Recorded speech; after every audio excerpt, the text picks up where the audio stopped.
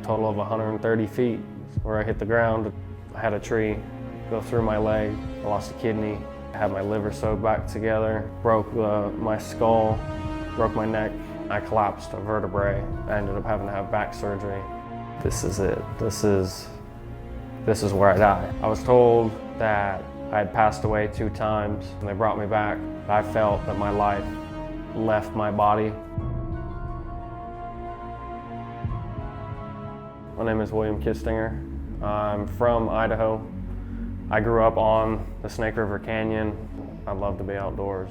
My buddy Dawson and my buddy Weston were both there with me, and I had my dog with me. On one of the roads, I'll show you just where we used to hang out, where we used to go mudding, where we used to do stupid stuff as a kid.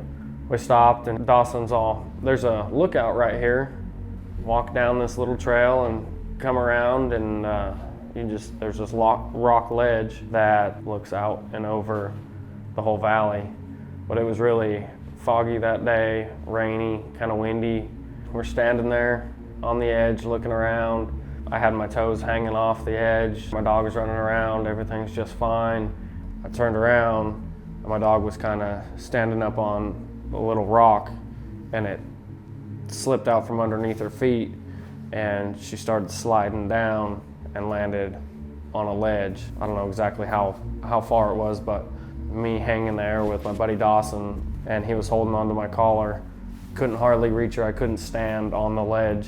When she landed on the ledge, she turned around like she was just gonna jump off, like, oh, I just jump off and be all right, and then you could see she realized, I need help. I mean, if you're an animal person, I don't have kids, that's my kid. Just an instinct of, well, I'm gonna save my dog. I didn't think of the consequences. I didn't really care. Probably gonna die if I slip.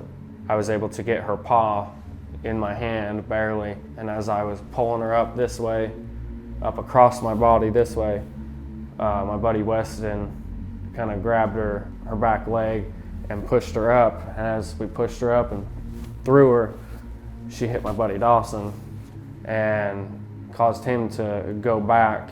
She's a decent sized dog, German Shepherd Italian Mastiff. It caused him to go back and lose his grip on me. I had my hands kind of on the rock. There wasn't nothing for me to grab on the rock. It was very slick and there was moss, a lot of moss. I had a pair of slick bottom square toe boots on. I went to push up and as I pushed back, I slipped, and as I fell, started to go down, and my buddy Weston grabbed my arm. It kind of made me spin back around. And then that's when Weston pulled me back to the other side. And then I pushed. Weston started to come out towards me. He started to come out with me. And I knew it was either just me or me and him. And I pushed as hard as I could against him and the rock. At least give him a chance to hold back. I was already gone. There was no saving me. I spun around and basically did like a gainer. And I spun around and then took flight. Down I went. I just started flying through the air. A total of 130 feet where I hit the ground and fell.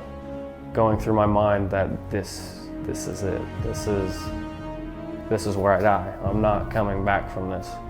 There was nothing down below except for trees and rocks, and it was a long ways down.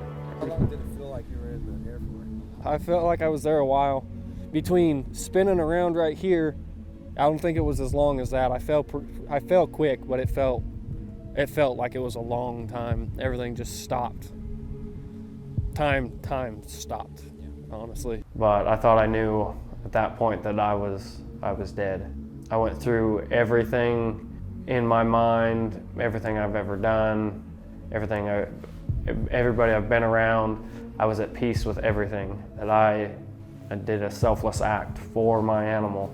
I did this. I chose this to be my death. I thought, not that that's what I want. That's not what I wanted at all. Nobody gets to choose their death, and that's what crossed my mind in that little amount of time. That you feel no regrets, happy with everything, the way everything has turned out. And I don't live a wealthy, huge life, but I mean, I'm okay where I'm at. I'm happy. It's a weird feeling. It was a great feeling. The most peace ever. Nothing in the world mattered.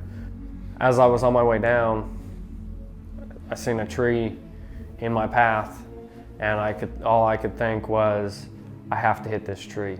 If I don't hit this tree, I'm dead for sure. I need something to break my fall.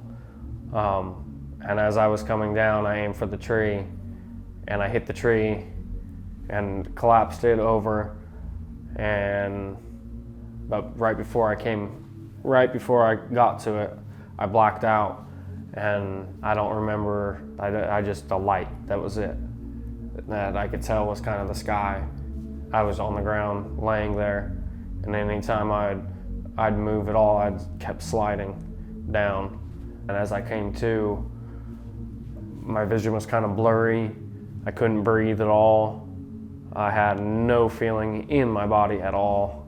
I couldn't move my legs. I couldn't move my arms. My first thought when I opened my eyes was, holy shit. Like I survived. I'm alive right now. And all I could think was, somebody please get me off of this mountain. Yeah, I spent, what was it, 4.5 hours down there? Yeah. 4.5 hours in the mud and the rain just like this. Identical to this. He was laying down about right here on his stomach when we come down here and found him. Probably on his side more than anything. We got down here to him. He was groaning. He was in quite a bit of pain, obviously. He was somewhat with it. He knew that he is fallen. He did get on his hand or his elbows, propped himself up for a few minutes and kind of dry heaved real bad. And I, not being sure what is wrong with him, we got him on his back, but he said he was having problems breathing, so kind of laid him on his side. And I hiked back up the cliff to meet the rescue squad and everyone else. And I remember this spot. Weston's phone was only on 1%, so luckily he was able to make the 911 call, tell him where, and then he called his mom, and then she got on with somebody else, and they were all directed exactly to where we were. It was cold. I remember I was freezing. God, it was miserable. Because where that stick went through, all my blood was leaving my body. I was told throughout the rescue process that I had passed away 2 times. I felt that my life left my body. One time was when the paramedic from Crossville was down there saying, stay with me, stay with me. And I remember telling him, please don't let me die. Please don't let me die. He goes, nobody's dying, we're getting everybody off this mountain. There was a lady with a chainsaw, and she was cutting a bunch of trees down to clear space where we were. I was in so much pain, I couldn't talk, I couldn't hardly move. Every little bump hurt. Oh, it hurt so bad.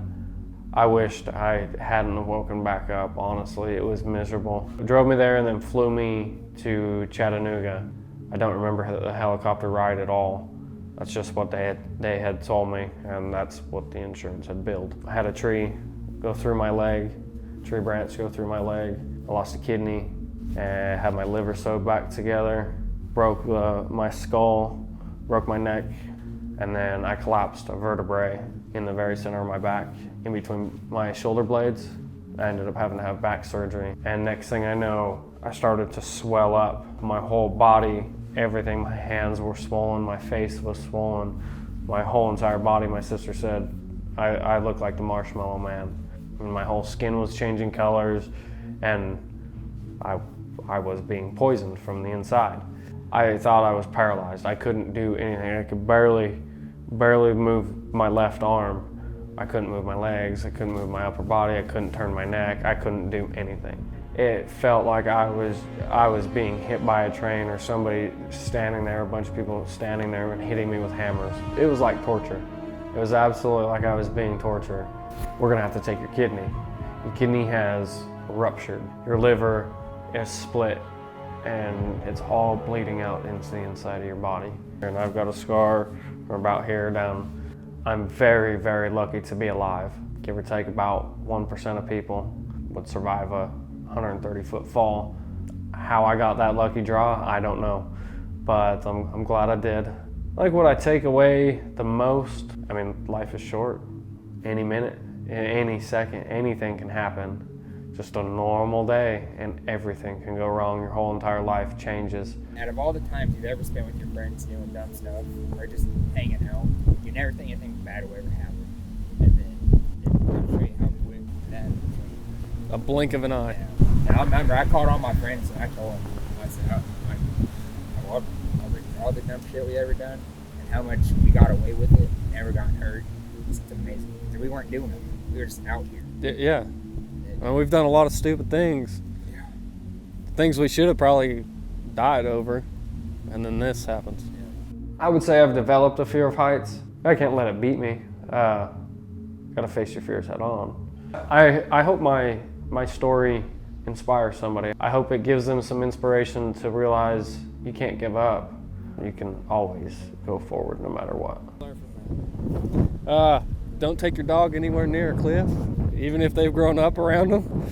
If you love your animal, and I'm glad to be alive. I'm glad to be alive.